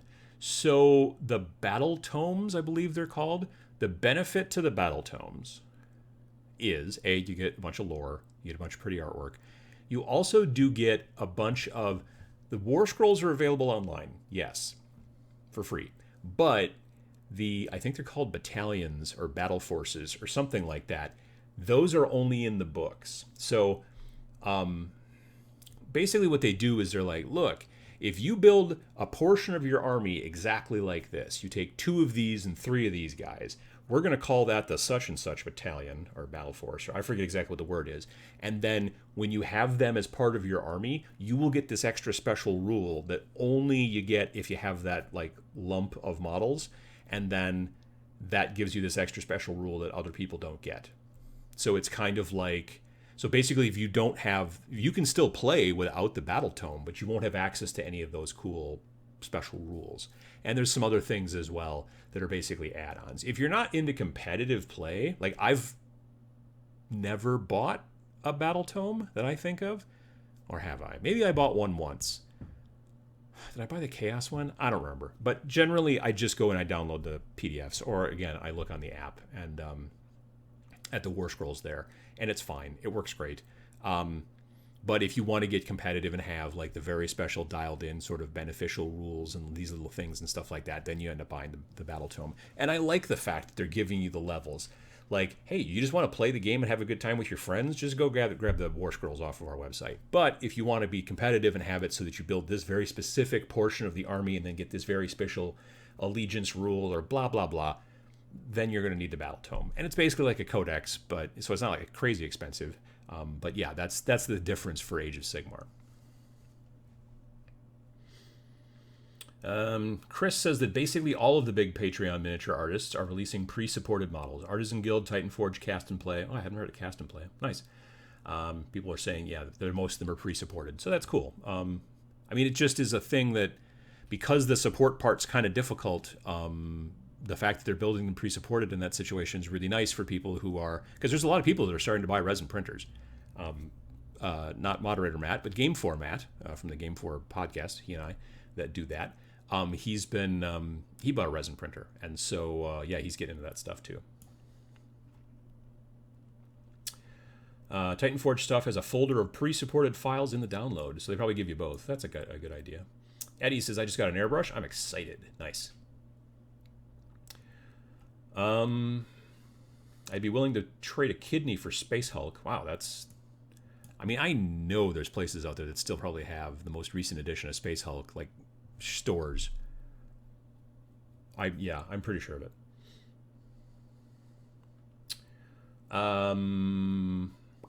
Let's see. But Coke is better than Pepsi. Well, I mean, I agree. Although I generally drink Coke Zero, but yeah. Marty says, hi there, or hey there. Love your channel, first time catching you live. Sorry if I missed it, but have you thought about doing anything with Gaslands? Yeah, I want to start building some Gaslands cards. I did just recently buy a plastic sprue from North Star Miniatures, I think. And it's a plastic sprue of basically like Gaslands scale, like machine guns and missile launchers and all kinds of cool stuff like that. So I wanted to do a video about building Gaslands cards. I think it'd be a lot of fun. So, yeah, that's coming probably down the road. Topic: how about an update to your earlier videos, where you were versus where you are today, sort of thing? Oh, it might be kind of interesting. Topic idea: Uncle Adam's favorite game mechanics from different game systems titles. Also, howdy from Oregon. Well, howdy.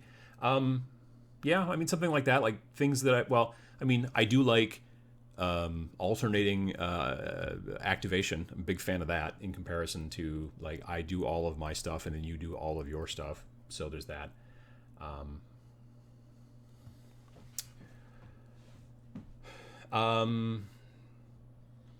Thanks for the answer. I'm a beginner and I follow you for a guide for miniature painting. I appreciate your work. Well, thank you. Last question: what do you use for Citadel contrast? What are they designed for? So when the Citadel contrast paints came out, they were like, look, this is how you use Citadel contrasts. And what they would do is they use one of their two, frankly, $20 cans of primer, one that's either real light tan or one that's real light gray, and you'd spray the entire model that color and then just paint the contrast colors on there, and everything comes out a little bubble gummy. You know what I mean? Like, it's just not great. It's just...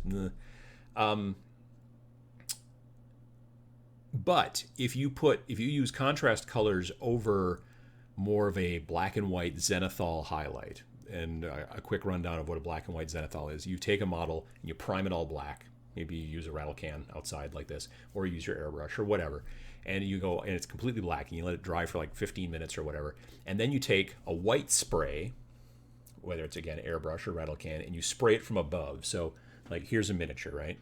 So I'm not going to try to spray it. When I spray it black, I'm going to try to get it in all the nooks and crannies, underneath his arm and all these different places.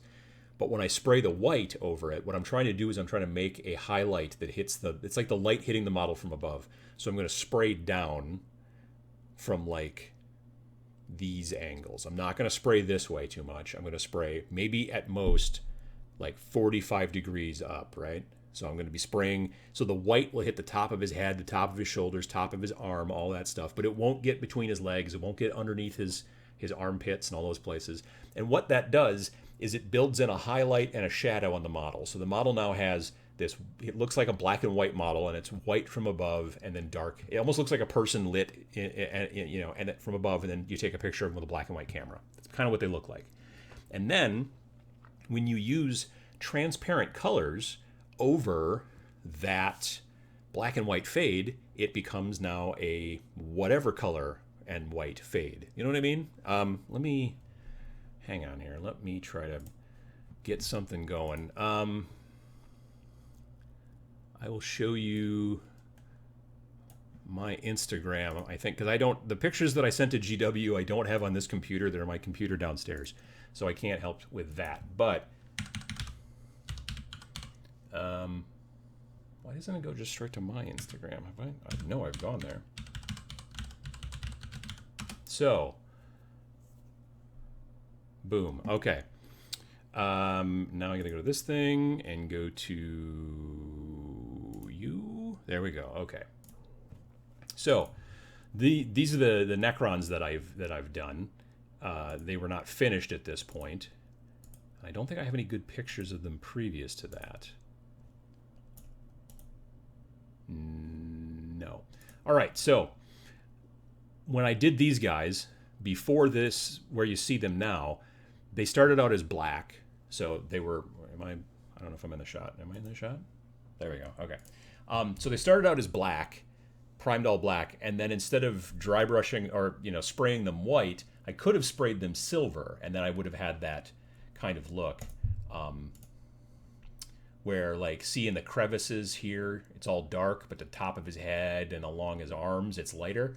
On a normal model, you do that with white, and then when you put a color over it, like this is Skeleton Horde, which is a contrast color. When you put that contrast color over the silver and black, over the white and black, it makes a shade and it makes it look right. I got another picture I can show you too here. YouTube. Tabletop Minions YouTube would be good.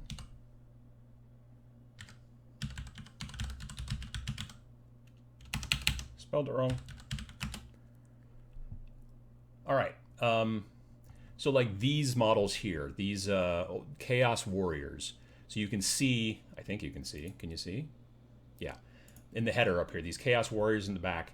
These were sprayed black first, and then I sprayed them white from above, and that made this fade that went from basically white to almost black.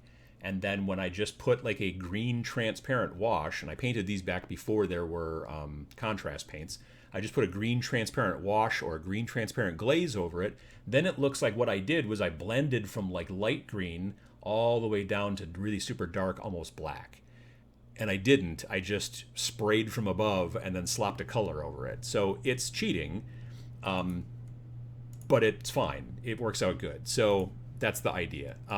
Anyway, so yeah, it's definitely a thing you should look into. Is the zenithal I'm highlighting, and then contrast paints work well over that. I just don't like using them straight over a light color where the entire model is light, because then it just looks, everything looks like a I don't know, like gummy bear colors. I don't know. I think my air conditioning just kicked in, which I did not mean for it to do. It is pretty hot in here though. Well, hopefully it's not making too much noise.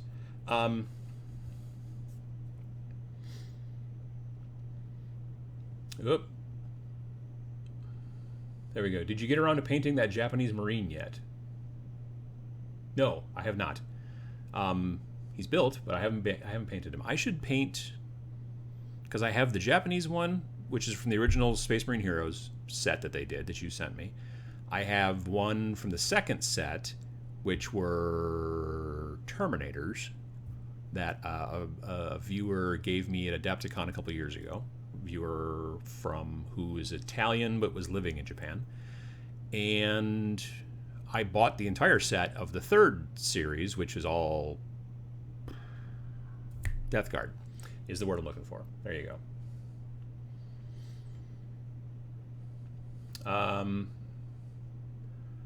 I used to play the RPG Systems Malfunction.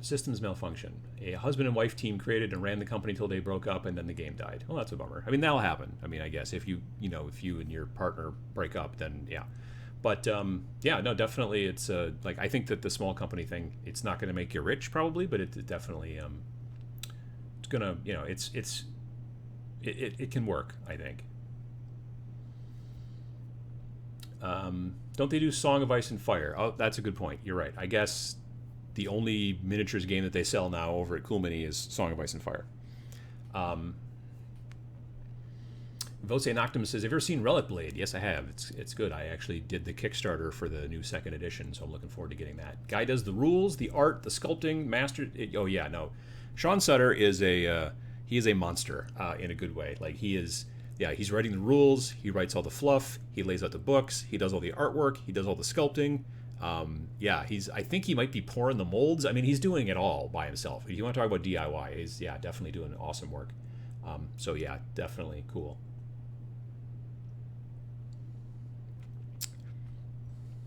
Would be great to have a video about looking after your body and health while painting miniatures, i.e. using the right chair for proper posture, protecting your hands and your vision with lighting. Well, I talked about lighting recently, and I also have talked about how to paint when you get older, or as you get older, with magnifiers. So I've got some videos kind of in that area, but the posture thing would not be a bad idea. I am terrible at it. Like right now, when not right now, I'm sitting on a chair with a back, but when I'm downstairs on the Twitch stream, I'm sitting on a stool that has no back. So it's probably not a great idea. I do need to try to find a different chair for that. And it has to be high, though, because the table is sort of tall. It's a whole thing.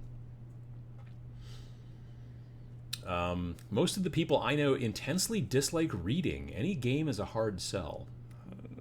That's, man, you gotta get better friends. I don't know. I'm not sure. That's not necessarily a good answer, but yeah, that's, I don't know. You gotta, you know, if you honestly, like, if then it sounds like they're probably more interested in video games. A lot of times, the pushback to people who are like, I'm into video games, I don't like these games because there's so much reading I have to do and the rules and all this and this thick book. And when I play a video game, I play a video game. I just plug it in and there's like maybe a tutorial and then there you go. And I get that. It is the difficult hill that we have to climb in our industry because, like, it's not. The thing that's interesting is when you see somebody who's a miniatures game company and they're trying to compete with another miniatures game company. And honestly, I don't think any miniatures game company ever needs to compete with another one. What they need to do is they need to compete with video games, I don't know, pretty much nearly every other hobby. Like, you know, if you're a video gamer, like you go to the store, you buy a video game, because I'm old, I still generally go and buy the actual disc, and then you come home, you plug it in, and you start playing.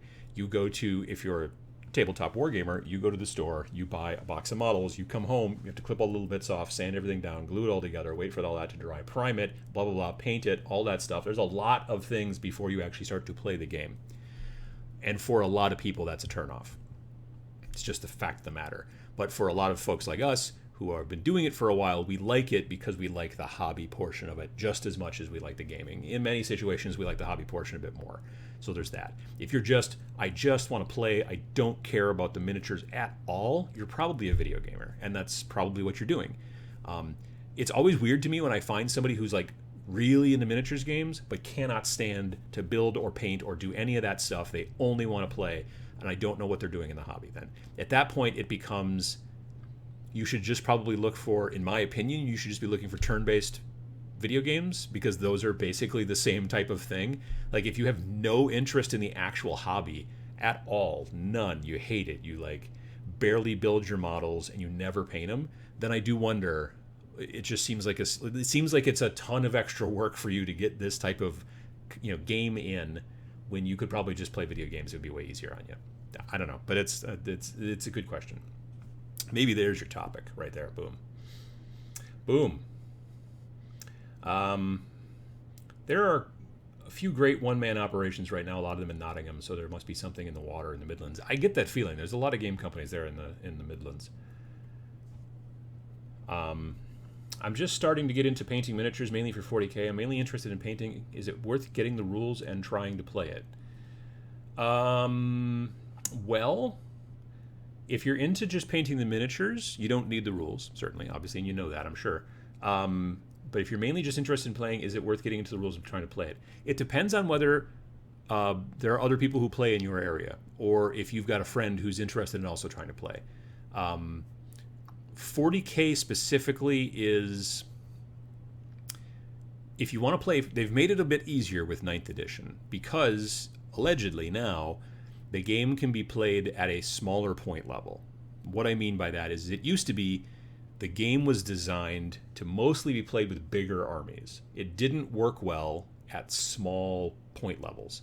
So like when you're building your models, each model has got a certain point level. So like big, huge, scary models that have lots and lots of guns might be worth a lot more points than, let's say, a regular dude who's got a pointy stick. He's going to be worth a lot less points. So if you get a lot of guys with pointy sticks, their points will add up to equal the big guy, right? That's the idea. So if we both play a 2,000 point army, we both bring 2,000 points of whatever our armies to the table, then they should be equal. They never are. There's no such thing as an equal miniatures game, just straight up. There's not. But that's the idea, at least, right? So the game 40K, Warhammer 40K, was designed to work better at bigger scales, and really small scales it did not. It started to break down. There were just little issues. Like there would be certain models that you could tell that, yeah, granted this guy's like 70 points, but really he's should be more because he's really way tougher than those other guys who are 70 points. But when you put him into an army of 2,000 points, you don't notice the difference as much. But when you put him into an army of only 500 points, it becomes glaringly apparent. Well, so the idea is that with 9th edition, they want to be able to make it so you can play 500-point armies. And a 500-point army, like Necrons, the 500-point army I'm building for Necrons is going to be 24 models. So it's 20 Necron warriors, 2 squads of 10, and then 3 Scorpek destroyers and the Scorpek Lord. So that's 24 models. The same number of points, roughly, in Space Marines, Primaris, can be as little as like 13 or 15 models. So you can play smaller games in 40K now. And now, I have not played any Combat Patrol, so I don't know if it actually does work well. That being said, you can also use many 40K models in a smaller game called Kill Team, which is also made by Games Workshop, but it is designed to be skirmish games, and you can't play with more than, I think, 15 or 20 models in your entire army. So I've got plenty of Kill Team armies that are 5, 6, 7 models. So then you don't have to build as big of a list. So my point is if you wanted to play with a friend who has never played before and you wanted to build and paint both armies, it's way easier to build and paint both armies when each of those armies is only 5 or 7 models than it is if it's like 50 or 60 models per army, right? So smaller, they call them skirmish games. The smaller games, skirmish games, are better for smaller lists and painting fewer models. And you can spend maybe more time on them. Or when you have to paint 50 Necrons, you're like, ugh, I gotta get through these guys as quick as possible. When you're only painting maybe 4 or 5 for your little warband for a kill team, it actually, you can spend a little more time on them because you don't have to do as many of them. So anyway, that's the story there, Beatrice. I hope that that helped a little bit. My copy of Space Hulk had the shrink wrap removed, smelled the new plastic smell, and it's been shelved since because of working kids. I mean, that happens to a lot of us. Richard says, enjoying airbrushing, practicing with blends and fades, still new at it. I mean, practice is key. It's key with any kind of painting, but it is key with airbrushing, but once you get the hang of it, it works out pretty well. Gaslands car building is probably the most fun I've had in years, says John Ashley Smith. Nice. I have a ridiculous amount of junked kits from a ton of genres to use. Cool. How to narrow down to your 3 favorite games. There are so many games I would like. I'm a jack of all trades and a master of none. I don't know that you have to. I mean, if you want to, certainly do so. I also play a bunch of different games, and I'm okay with it. But not everybody.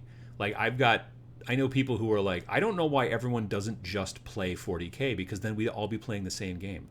I always say to that guy, yeah, but I don't want to just play one game. You know what I mean? But he gets ticked when anybody plays anything but that game, because then that's just another person he can't play against.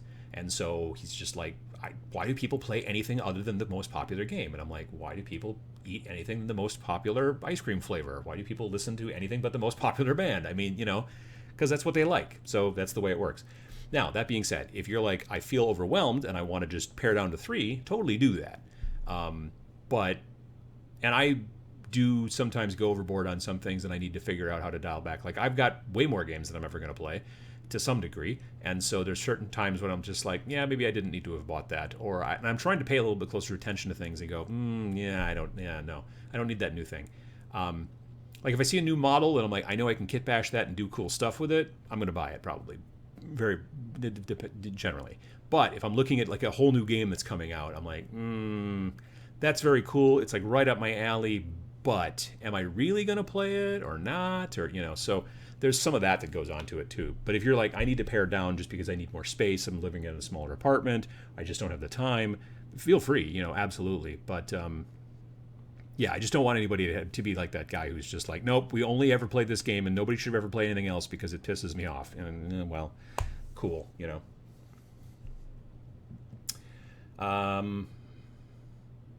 Let's see. Uncle Adam, thanks for Sunday Necron build. Yay, Uncle Adam for the Sunday. Well, have fun building your Necron. Absolutely. Like I said, if you're building the new ones, I think the new ones, especially the Warriors, they go together way better than the old ones. Kill team for beginners. They look great. Nice. Contrast for people who just want the model painted, who care about speed so they can play the game. Sorta. I mean, because I use them, like those Necrons I was showing a little while ago on my Instagram there, and the ones they were in the Twitch, the GW Twitch, big Indomitus Day launch box starter thing, hootenanny. Those were painted not completely with contrast, but there was a lot of contrast on there. The kind of bronzy metallic color that I used was actually just silver dry brushed over black, and then once that was dry, then I put Skeleton Horde contrast color over the top of it. Contrast colors work great in certain situations. I'm painting a Yeti right now, actually, downstairs as just a personal project. And that is, I started out priming him completely white, and he's got obviously lots of hair. And then I took contrast, like the Apothecary white, and just slopped it on him. So now he's like light gray. And then I went back and I dry brushed him white again with a big makeup brush, so that now he's just gray in between the hairs, which is the idea. It gives it more depth. So contrast colors, there's nothing wrong with them. I don't know that I would ever paint a model completely with contrast colors, because they do end up looking a little candy-like almost. But especially over like a Zenithal highlight, contrast colors can work really great and speed things up for you. So,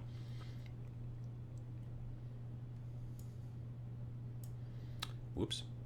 Anthony says, this is the first time I caught you live. You rock. Oh, well, thank you. Do you think it's more viable to use kill team rules up to 500 points? I don't know, because normally you play normal kill team. Well, okay, number one, the points for Kill Team and the points for 40k are totally different. Or at least quite a bit different. So there's that. Kill Team, like, when you're playing Kill Team, you're playing, like I said, generally models per side. Minimum is, I think, 3 or 4. No, it's something like 3 or... I think it's 3 is the minimum you can go. Generally. Or maybe it's 5. It's 3 or 5. I forget which. And then the top end is 15 or 20. Again, I forget. Most of my armies are in the lower end. Most of my armies for Kill Team are 5, 6, 7, maybe 8 models. My Imperial Guard army for Kill Team is like 13 or 12. So, whereas, like I said, in something like in Combat Patrol, you're going to go from like more elite armies like the Primaris, you're building 13 to 15 models for 500 points, whereas you're building 24 models for the Necrons, and there's a lot of other, so yeah, it's difficult.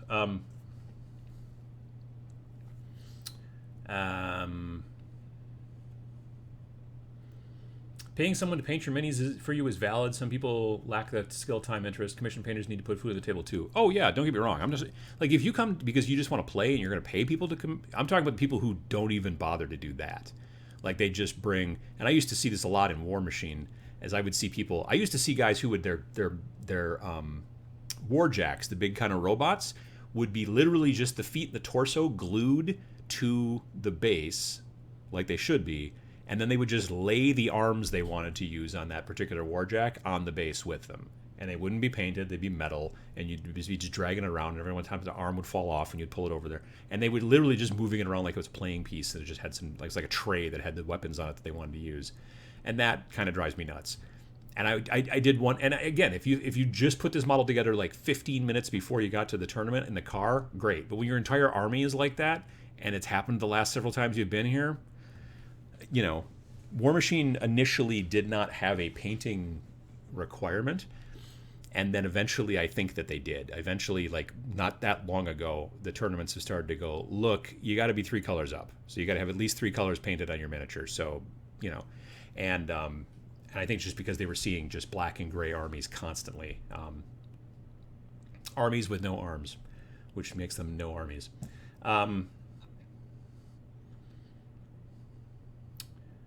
Just found the rules. Mobile frame 0, rapid attack. Premise: build a Lego mecha and fight with them. I think I've seen that too. It's a cool system, I think. At least the book that I looked through. Where did I see that? I saw it someplace. I know you can get it as a PDF, but I think there's also a printed version too. And I remember like thumbing through it someplace, like maybe at Gen Con. There's like an indie games coalition or something like that, and they have a booth normally at Gen Con, and there's just a whole bunch of different indie games that all kind of work together. And I think that's where I've seen that book. It was kind of interesting.